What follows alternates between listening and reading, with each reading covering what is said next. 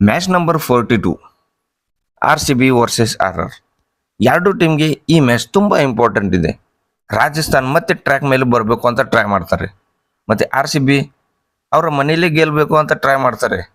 Hello and welcome to my YouTube channel. ಈ ವಿಡಿಯೋದಲ್ಲಿ ನಾವು ಮಾಡೋಣ ಒಂದು ಸಖತ್ತಾಗಿರೋ ಫ್ಯಾಂಟಸಿ ಟೀಮ್.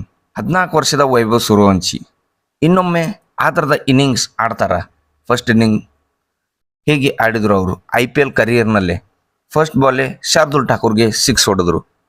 ಆದರೆ ಈಗ ಇಲ್ಲಿ ಚಿನ್ನಸ್ವಾಮ್ಯದಲ್ಲಿ ವಿರಾಟ್ ಕೊಹ್ಲಿ ಸೇನೆ ಮುಂದೆ ಅಷ್ಟು ಈಸಿ ಆಗೋದಿಲ್ಲ. ಅದರಲ್ಲಿ ರಾಜಸ್ಥಾನ್ ರಾಯಲ್ಸ್ ಫೇವರ್ನಲ್ಲಿ ಏನೂ ಕೆಲಸ ಆಗ್ತಾನೇ ಇಲ್ಲ. ಲಾಸ್ಟ್ ಮ್ಯಾಚ್ದಲ್ಲಿ ಕೂಡ ಅನಿಸ್ತಿತ್ತು ಅವರು ಗೆಲ್ತಾರೆ ಅಂತ, ಆದರೆ ಸೋತ್ ಬಿಟ್ರು. ಮತ್ತು RCB ಬಗ್ಗೆ ಮಾತಾಡೋದಾದರೆ ರೀಸೆಂಟ್ಲಿ ಪಂಜಾಬ್ದಲ್ಲಿ ಹೋಗಿ ಪಂಜಾಬ್ಗೆ ಸೋಲಿಸಿದ್ದಾರೆ. ಮಾಡೋಣ ಫ್ಯಾಂಟಸಿ ಟೀಮ್. ಆದರೆ ಮುಂದೆ ಹೋಗೋಕ್ಕಿಂತ ಮುಂಚೆ ಈ ವಿಡಿಯೋಗೆ ಒಂದು ಲೈಕ್ ಮಾಡಿ, ಮತ್ತು ಇನ್ನು ಚಾನಲ್ಗೆ ಸಬ್ಸ್ಕ್ರೈಬ್ ಮಾಡಿಲ್ಲ ಅಂದರೆ ಸಬ್ಸ್ಕ್ರೈಬ್ ಮಾಡೋದು ಮರಿಬೇಡಿ. ವಿಡಿಯೋ ಕೊನೆವರೆಗೂ ನೋಡಿ. ನಿಮಗೆ 500 ರೂಪಾಯಿ ಗಿವ್ ಅವೇ ಇದೆ. ಜಸ್ಟ್ ನಿಮ್ಮ ಕಾಮೆಂಟ್ ಮಾಡಬೇಕು ಈ ಮ್ಯಾಚ್ನಲ್ಲಿ ಯಾರು ಜಾಸ್ತಿ ವಿಕೆಟ್ ತೊಗೋತಾರೆ ಮತ್ತು ಯಾರು ಜಾಸ್ತಿ ರನ್ಸ್ ಮಾಡ್ತಾರೆ ಅಂತ. ವಿನ್ನರ್ ನಾನು ಟೆಲಿಗ್ರಾಮ್ದಲ್ಲಿ ಅನೌನ್ಸ್ ಮಾಡ್ತೀನಿ. ಅದಕ್ಕೆ ಪಿನ್ ಕಾಮೆಂಟ್ನಲ್ಲಿ ಲಿಂಕ್ ಇದೆ, ಟೆಲಿಗ್ರಾಮ್ ಲಿಂಕ್, ಹೋಗಿ ಬೇಗ ಬೇಗ ಜಾಯ್ನ್ ಆಗಿ. ಈಗ ಮಾತಾಡೋಣ ಈ ಮ್ಯಾಚ್ ಬಗ್ಗೆ. ಇಂಟ್ರೆಸ್ಟಿಂಗ್ ಏನು ಅಂದರೆ RCB ಸಖತ್ತಾಗಿ ಆಡ್ತಿದ್ದಾರೆ. ಮತ್ತು ಗಮನ ಕೊಡೋ ವಿಷಯ ಏನಪ್ಪ ಅಂದರೆ ಇನ್ನು ಮನೆಯಲ್ಲಿ ಅವರು ಮ್ಯಾಚ್ ಗೆದ್ದೇ ಇಲ್ಲ. ಆದರೆ ಈ ಮ್ಯಾಚ್ನಲ್ಲಿ ಗೆಲ್ಲಬೇಕು ಅಂತ ಅವ್ರಿಗೆ ತುಂಬ ಪ್ರೆಷರ್ ಇರುತ್ತೆ. ನಿಮ್ಮ ಪ್ರಕಾರ ಈ ಮ್ಯಾಚ್ ಯಾರು ಗೆಲ್ತಾರೆ ಅಂತ ಕಾಮೆಂಟ್ ಮಾಡಿ. ನನ್ನ ಪ್ರೆಡಿಕ್ಷನ್ ಏನು ಇದೆ ಅಂದರೆ ಈ ಮ್ಯಾಚ್ RCB ಗೆಲ್ತಾರೆ ಅಂತ ನನ್ನ ಪ್ರೆಡಿಕ್ಷನ್ ಇದೆ. ಯಾವುದೇ ಚೇಂಜಸ್ ಟೀಮ್ನಲ್ಲಿ ಇದ್ದರೆ ನಾನು ಟೆಲಿಗ್ರಾಮ್ದಲ್ಲಿ ಹಾಕ್ತೀನಿ, ಅದಕ್ಕೆ ಟೆಲಿಗ್ರಾಮ್ ಜಾಯ್ನ್ ಆಗಿ. ಅದು ತುಂಬ ಇಂಪಾರ್ಟೆಂಟ್ ಕೂಡ ಆಗುತ್ತೆ. ಯಾರು ಬ್ಯಾಟಿಂಗ್ ಫಸ್ಟ್ ಮಾಡ್ತಾರೆ, ಯಾರು ಬ್ಯಾಟಿಂಗ್ ಸೆಕೆಂಡ್ ಮಾಡ್ತಾರೆ, ಅದ್ರ ಪ್ರಕಾರ ಟೀಮ್ ಮಾಡಬೇಕಾಗುತ್ತೆ. ಅದಕ್ಕೆ ಟೆಲಿಗ್ರಾಮ್ ಜಾಯ್ನ್ ಆಗಿ. ಸೊ ಚಿನ್ನಸ್ವಾಮಿ ಬ್ಯಾಟಿಂಗ್ ವಿಕೆಟ್ ಇದೆ. ಚೇಜಿಂಗ್ ಟೀಮ್ ಹತ್ರ ಸ್ವಲ್ಪ ಅಡ್ವಾಂಟೇಜ್ ಜಾಸ್ತಿ ಇರುತ್ತೆ. ಅದರಲ್ಲಿ ಇವರ ಕ್ಯಾಪ್ಟನ್ ಸಂಜು ಸ್ಯಾಮ್ಸನ್ ಇಲ್ಲ. ಆದರೆ ಸಂಜು ಸ್ಯಾಮ್ಸನ್ ಕ್ಯಾಪ್ಟನ್ಸಿ ಇವರು ಮಿಸ್ ಮಾಡ್ತಾರೆ, ಖಂಡಿತ ಮಿಸ್ ಮಾಡ್ತಾರೆ.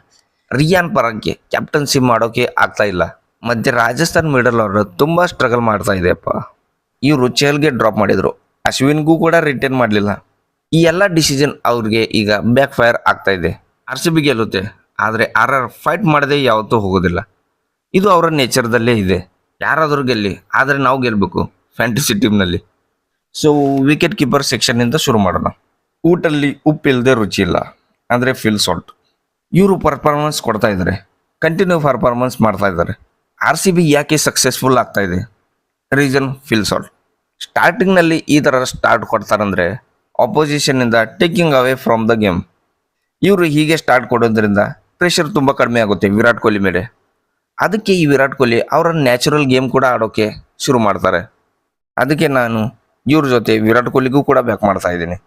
ಫಿಲ್ ಸಾಲ್ಟ್ ಅಗ್ರೆಸಿವ್ ಆಡ್ತಾರೆ, ಅದಕ್ಕೆ ವಿರಾಟ್ ಕೊಹ್ಲಿ ನ್ಯಾಚುರಲ್ ಆಡ್ತಾರೆ. ಟೈಮ್ ಸಿಗುತ್ತೆ ಅವ್ರಿಗೆ ಬ್ಯಾಟಿಂಗ್ ಮಾಡೋದಕ್ಕೆ. ಮತ್ತು ಈ ಸ್ಟೇಡಿಯಮಲ್ಲಿ 40 ಅವರೇಜ್ ಇದೆ ವಿರಾಟ್ ಕೊಹ್ಲಿ ಅವ್ರದ್ದು.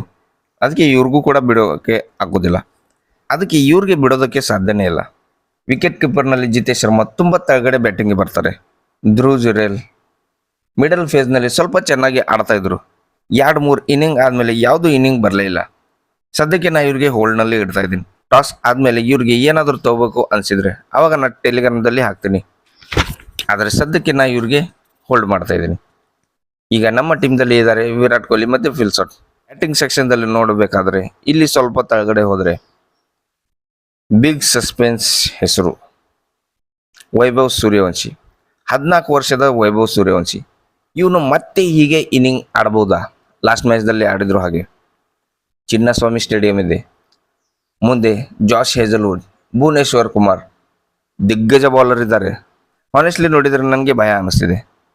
ಯಾಕಂದರೆ ಪಾಪ 14 ವರ್ಷದ ಹುಡುಗ ಇವನು. ಪರ್ಸ್ನಲಿ ನನಗೆ ಅನಿಸುತ್ತೆ ಇವನು ಚೆನ್ನಾಗಿ ಆಡಬೇಕು ಅಂತ. ಶಾರ್ದುಲ್ಗೆ ಫಸ್ಟ್ ಬಾಲ್ 6 ಹೊಡೆದ ಇವನು. ಹಾಗೆ ನೋಡೋಕೆ ಹೋದರೆ ಶಾರ್ದುಲ್ ಮತ್ತು ಜಾಶ್ ಹೇಜಲ್ವುಡ್, ಭುವನೇಶ್ವರ್ ಕುಮಾರ್ನಲ್ಲಿ ಡಿಫ್ರೆನ್ಸ್ ಇದೆ ಖಂಡಿತ. ಆದರೆ ಸದ್ಯಕ್ಕೆ ಇವನಿಗೆ ನಾನು ಬ್ಯಾಕ್ ಮಾಡ್ತಾ ಇದ್ದೀನಿ. ಭಯ ಅನ್ನಿಸ್ತಿದೆ, ಆದರೆ ನಾನು ಬ್ಯಾಕ್ ಮಾಡ್ತೀನಿ. ಇವರು ಆಡಿದರೆ ಇಂಡಿಯನ್ ಕ್ರಿಕೆಟ್ಗೆ ಒಳ್ಳೇದಲ್ವ. ಇವರು ಒಳ್ಳೆ ಪರ್ಫಾರ್ಮೆನ್ಸ್ ಮಾಡಲಿ ಅಂತ ನಾನು ಬೇಡ್ಕೊತೀನಿ.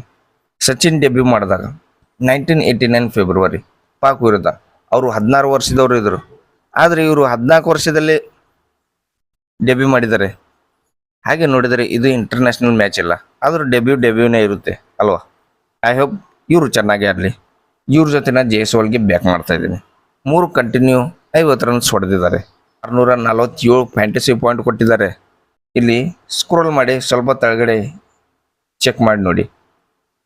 ಇವರಷ್ಟು ಯಾರೂ ಫ್ಯಾಂಟಸಿ ಪಾಯಿಂಟ್ಸ್ ಕೊಟ್ಟಿಲ್ಲ. ಡಿಸರ್ವಿಂಗ್ ಇದ್ದಾರೆ ನಮ್ಮ ಟೀಮ್ದಲ್ಲಿ. ಅದಕ್ಕೆ ನಾನು ಇವ್ರಿಗೆ ಕೂಡ ಬ್ಯಾಕ್ ಮಾಡ್ತಾ ಇದ್ದೀನಿ. ಇವ್ರ ಜೊತೆ ನಾನು ರಜತ್ ಪಾಟಿದಾರ್ ಇವ್ರಿಗೂ ಕೂಡ ಬ್ಯಾಕ್ ಮಾಡ್ತಾ ಇದ್ದೀನಿ. ಇವರು ಮಿಡಲ್ ಓವರ್ಸ್ನಲ್ಲಿ ಸ್ಪಿನ್ಗೆ ಚೆನ್ನಾಗಿ ಆಡ್ತಾರೆ.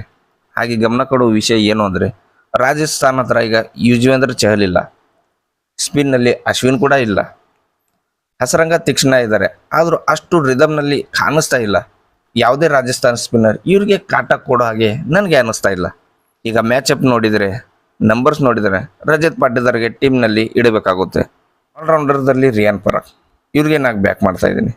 ಮತ್ತು ಕೃಣಾಲ್ ಪಾಂಡ್ಯಗೆ ಯಾಕೆ ಬ್ಯಾಕ್ ಮಾಡೋದಿಲ್ಲ ಅಂದರೆ ಕೃಣಾಲ್ ಪಾಂಡ್ಯ ಚೆನ್ನಾಗಿ ಆಡ್ತಾ ಇದ್ದಾರೆ. ಆದರೆ ಔಟ್ಸೈಡ್ದ ಚಿನ್ನಸ್ವಾಮಿ ಇವರು ಸಕ್ಸಸ್ಫುಲಿ ವಿಕೆಟ್ ತಗೋತಿದ್ದಾರೆ. ಕೃಣಾಲ್ ಪಾಂಡ್ಯ ಲೋವರ್ ಡೌನ್ನಲ್ಲಿ ಬ್ಯಾಟಿಂಗ್ ಕೂಡ ಮಾಡ್ತಿದ್ದಾರೆ. ಆದರೆ ರಾಜಸ್ಥಾನ್ ಬ್ಯಾಟಿಂಗ್ ಆರ್ಡರ್ನಲ್ಲಿ ನೋಡಿದರೆ ಕೋರ್ ಬ್ಯಾಟಿಂಗ್ ಇದೆ ಇಂಡಿಯನ್. ಯಶಸ್ವಿ, ಧ್ರುವ್ ಜುರೇಲ್, ನಿತೀಶ್ ರಾಣಾ, ರಿಯಾನ್ ಈ ಥರದ ಜಾಸ್ತಿ ಇಂಡಿಯನ್ ಕೋರ್ ಬ್ಯಾಟಿಂಗ್ ಇದೆ.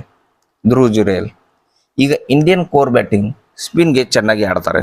ಅದರಲ್ಲಿ ಚಿನ್ನಸ್ವಾಮಿ ಗ್ರೌಂಡ್ ಇದೆ ಮತ್ತು ಗ್ರೌಂಡ್ ಡೈಮೆನ್ಷನ್ ಕೂಡ ಚಿಕ್ಕದಾಗಿದೆ. ಚಿಕ್ಕ ಗ್ರೌಂಡ್ನಲ್ಲಿ ಇಂಡಿಯನ್ ಬ್ಯಾಟ್ಸ್ಮನ್ ಇದ್ದರೆ ಸ್ಪಿನ್ ಆಡೋದಕ್ಕೆ ಯಾವುದೇ ತೊಂದರೆ ಆಗೋದಿಲ್ಲ. ಆವಾಗ ಕೃಣಾಲ್ಗೆ ಸ್ವಲ್ಪ ಡಿಫಿಕಲ್ಟ್ ಆಗ್ಬೋದು ಅಂತ ನನಗೆ ಅನಿಸ್ತಿದೆ. ಆದರೆ ಅದಕ್ಕೆ ನಾನು ಇವರಿಗೆ ಸ್ವಲ್ಪ ಹೋಲ್ನಲ್ಲಿ ಇಡ್ತಾ ಇದ್ದೀನಿ. ಅದಕ್ಕೆ ಚೇಲ್ಗೆ ಇಷ್ಟು ಗ್ರೇಟೆಸ್ಟ್ನಲ್ಲಿ ಕೌಂಟ್ ಮಾಡ್ತಿದ್ದಾರೆ. ಚಿನ್ನಸ್ವಾಮಿನಲ್ಲಿ ಇಷ್ಟು ಮ್ಯಾಚಸ್ ಆಡಿ ಹೈಯೆಸ್ಟ್ ವಿಕೆಟ್ ಟೇಕರ್ ಇದ್ದಾರೆ. ಆದರೆ ಇವರು ಬ್ಯಾಕ್ ಮಾಡಲಿಲ್ಲ. RCBದವರು ನಾನು ಹಸರಂಗಾಗಿ ಬ್ಯಾಕ್ ಮಾಡ್ತಾ ಇದ್ದೀನಿ. ಯಾಕಂದರೆ ಇವ್ರಿಗೆ ಅಪೋರ್ಚುನಿಟಿ ಜಾಸ್ತಿ ಸಿಗುತ್ತೆ. Up to the order batting ಕೂಡ ಬರ್ತಾರೆ ಯಾವಾಗ. ಬೌಲಿಂಗ್ ಸೆಕ್ಷನ್ದಲ್ಲಿ ಫಸ್ಟ್ ಜಾಶ್ ಹೆಜಲ್ವುಡ್ ಇವ್ರ ಮ್ಯಾಚ್ನಲ್ಲಿ ವಿಕೆಟ್ ತಗೋತಾರೆ. ಸ್ಟಾರ್ಟಿಂಗ್ನಲ್ಲಿ ಕೂಡ ಇವರು ಬೌಲಿಂಗ್ ಹಾಕ್ಬೋದು. ಮಿಡಲ್ ಓವರ್ನಲ್ಲಿ 1 ಓವರ್ ಹಾಕ್ತಾರೆ. ಡೆತ್ ಓವರ್ನಲ್ಲಿ ಕಂಪಲ್ಸರಿ ಬೌಲಿಂಗ್ ಮಾಡ್ತಾರೆ. ಕ್ಯಾಪ್ಟನ್ಗೆ ಇವರು ಗೋ ಟು ಬೌಲರ್ ಇದ್ದಾರೆ. ಯಾವಾಗ ಕ್ಯಾಪ್ಟನ್ಗೆ ಕಂಪಲ್ಸರಿ ವಿಕೆಟ್ ಬೇಕಾಗಿರುತ್ತೆ ಆವಾಗ ಕ್ಯಾಪ್ಟನ್ ಇವ್ರಿಗೆ ಬಾಲ್ ಕೊಡ್ತಾರೆ. ಹ್ಯಾಸ್ಟ್ ವಿಕೆಟ್ ಟೇಕರ್ ಕೂಡ ಇದ್ದಾರೆ for RCB. Pace with brain ಇವರು ಚೆನ್ನಾಗಿ ಬೌಲಿಂಗ್ ಮಾಡ್ತಾರೆ. ಅದಕ್ಕೆ ನಾನು ಇವ್ರಿಗೆ ಬ್ಯಾಕ್ ಮಾಡ್ತಿದ್ದೀನಿ. Along the side Jofra Archer ಇವ್ರಿಗೂ ಕೂಡ ಬ್ಯಾಕ್ ಮಾಡ್ತಾ ಇದ್ದೀನಿ. ಫ್ಯಾಂಟಾಸ್ಟಿಕ್ ಬೌಲರ್ ಇದ್ದಾರೆ. 390 ಫ್ಯಾಂಟಸಿ ಪಾಯಿಂಟ್ ಕೂಡ ಕೊಟ್ಟಿದ್ದಾರೆ. ಬ್ಯಾಟಿಂಗ್ನಿಂದ ಚಾನ್ಸ್ ಸಿಕ್ಕರೆ ಬ್ಯಾಟಿಂಗ್ನಿಂದ ಕೂಡ ಇವರು ಬಾರಿಸ್ಬೋದು. ಡೊಮೆಸ್ಟಿಕ್ನಲ್ಲಿ ರೀಸೆಂಟ್ಲಿ ಸೆಂಚುರಿ ಮಾಡಿ ಬರ್ತಿದ್ದಾರೆ ಅವರು. ಇವರು ಬ್ಯಾಟಿಂಗ್ ಇಂಪ್ರೂವ್ಮೆಂಟ್ ಮಾಡಿದ್ದಾರೆ. ಅದಕ್ಕೆ ಇವರು ಬ್ಯಾಟಿಂಗ್ನಲ್ಲಿ ಕೂಡ ಪಾಯಿಂಟ್ ಕೊಡ್ಬೋದು. ಇದು ಮರಿಬೇಡಿ. ಸಂದೀಪ್ ಶರ್ಮಾಗೆ ಇಡ್ಬೋದು. ಆದರೆ ಪ್ರಾಬ್ಲಮ್ ಏನು ಅಂದರೆ ರಾಜಸ್ಥಾನ ಫಸ್ಟ್ ಬ್ಯಾಟಿಂಗ್ ಮಾಡಿದರೆ ನಾನು ಆರ್ಚರ್ ಮತ್ತು ಸಂದೀಪ್ ಶರ್ಮಾ ಈ 2 ಪ್ಲೇಯರ್ ಬ್ಯಾಕ್ ಮಾಡ್ತೀನಿ. ಮತ್ತು ರಾಜಸ್ಥಾನ್ ಒಂದು ಬ್ಯಾಟರ್ ಡ್ರಾಪ್ ಮಾಡ್ತೀನಿ ಅಥವಾ ಹಸರಂಗ ಕೂಡ ಡ್ರಾಪ್ ಮಾಡ್ಬೋದು. ಇದು ಡಿಸಿಷನ್ ಟಾಸ್ ಆದಮೇಲೆ ಇರುತ್ತೆ. ಅದು ಟೆಲಿಗ್ರಾಮ್ದಲ್ಲಿ ಹಾಕ್ತೀನಿ. ಆದರೆ ಸಂದೀಪ್ ಶರ್ಮಾಗೆ ಈಗ ಸದ್ಯಕ್ಕೆ ಬ್ಯಾಕ್ ಮಾಡ್ತಾ ಇದ್ದೀನಿ. ಡೆತ್ನಲ್ಲಿ ಬೌಲಿಂಗ್ ಹಾಕ್ತಾರೆ, ವಿಕೆಟ್ ಕೂಡ ತಗೋತಾರೆ. ವೇರಿಯೇಷನ್ ತುಂಬ ಚೆನ್ನಾಗಿದೆ ಇವ್ರ ಹತ್ರ. ಇವ್ರ ಜೊತೆ ನಾ ಭುವನೇಶ್ವರ್ ಕುಮಾರ್ಗೆ ಕೂಡ ಬ್ಯಾಕ್ ಮಾಡ್ತಾ ಇದ್ದೀನಿ. ಸಿಲೆಕ್ಷನ್ ಪರ್ಸೆಂಟೇಜ್ ಸ್ವಲ್ಪ ಕಡಿಮೆನೇ ಇದೆ ಸಂದೀಪ್ ಶರ್ಮಾ ಮತ್ತು ಭುವನೇಶ್ವರ್ ಕುಮಾರ್ ಅವ್ರದ್ದು. ಭುವನೇಶ್ವರ್ ಕುಮಾರ್ ಸ್ಟಾರ್ಟಿಂಗ್ನಲ್ಲಿ ತುಂಬ ಚೆನ್ನಾಗಿ ಬೌಲಿಂಗ್ ಹಾಕ್ತಾರೆ ಮತ್ತು ಮಿಡಲ್ ಓವರ್ಸ್ ಕೂಡ ಬೌಲಿಂಗ್ ಹಾಕ್ಬೋದು. ಡೆತ್ ಓವರ್ಸ್ನಲ್ಲಿ ಕೂಡ ಇವರು ಬೌಲಿಂಗ್ ಹಾಕ್ತಾರೆ. ಓವರ್ ಬೌಲರ್ ಇದ್ದಾರೆ. ಅದಕ್ಕೆ ನಾನು ಇವ್ರಿಗೆ ಕೂಡ ಬ್ಯಾಕ್ ಮಾಡ್ತಾ ಇದ್ದೀನಿ. ಸೊ ಈಗ ಬೆಂಗಳೂರು ಕಡೆಯಿಂದ 5 ಪ್ಲೇಯರ್ ಬ್ಯಾಕ್ ಮಾಡಿದ್ದೀನಿ ಮತ್ತು ರಾಜಸ್ಥಾನ್ ಕಡೆಯಿಂದ 6 ಪ್ಲೇಯರ್ ಬ್ಯಾಕ್ ಮಾಡಿದ್ದೀನಿ. ಈಗ ಕ್ಯಾಪ್ಟನ್ ವೈಸ್ ಕ್ಯಾಪ್ಟನ್ ನೋಡಬೇಕಾದ್ರೆ ನಾನು ಕ್ಯಾಪ್ಟನ್ ರಜತ್ ಪಾಟಿದಾರ್ಗೆ ಮಾಡ್ತಾ ಇದ್ದೀನಿ. ಯಾಕಂದರೆ ಮಿಡಲ್ ಓವರ್ಸ್ನಲ್ಲಿ ಸ್ಪಿನ್ಗೆ ಚೆನ್ನಾಗಿ ಆಡ್ತಾರೆ ಮತ್ತು ರಾಜಸ್ಥಾನ್ ಹತ್ರ ಸ್ಪಿನ್ ಚೆನ್ನಾಗಿಲ್ಲ. ಅದಕ್ಕೆ ರಜತ್ ಪಾಟಿದಾರ್ಗೆ ಕ್ಯಾಪ್ಟನ್ ಮಾಡ್ತಾ ಇದ್ದೀನಿ. ಮತ್ತು ನಾನು ಹಸರಂಗಾಗಿ ವೈಸ್ ಕ್ಯಾಪ್ಟನ್ ಮಾಡ್ತಾ ಇದ್ದೀನಿ. ನೀವು ಇನ್ನೂ ಸೇಫಾಗಿ ಆಡಬೇಕು ಅಂದರೆ ಕ್ಯಾಪ್ಟನ್ ಮತ್ತು ವೈಸ್ ಕ್ಯಾಪ್ಟನ್ ಫಿಲ್ ಶಾಟ್ ಮತ್ತು ವಿರಾಟ್ ಕೊಹ್ಲಿಗೂ ಕೂಡ ಮಾಡ್ಬೋದು. ಲಾಸ್ಟ್ ಮೂಮೆಂಟ್ದಲ್ಲಿ ಏನಾದರೂ ಚೇಂಜಸ್ ಆದರೆ ನಾನು ಅದು ಟೆಲಿಗ್ರಾಮ್ದಲ್ಲಿ ಅಪ್ಡೇಟ್ ಮಾಡ್ತಾ ಇರ್ತೀನಿ. ಅದಕ್ಕೆ ಟೆಲಿಗ್ರಾಮ್ ಜಾಯ್ನ್ ಆಗೋದು ತುಂಬ ಇಂಪಾರ್ಟೆಂಟ್ ಆಗುತ್ತೆ. ಹೋಗಿ ಬೇಗ ಜಾಯ್ನ್ ಆಗಿ. ಮತ್ತು ಗಿವ್ ಅವೇ ಇದೆ, ಕಾಮೆಂಟ್ ಮಾಡೋದನ್ನು ಮರಿಬೇಡಿ.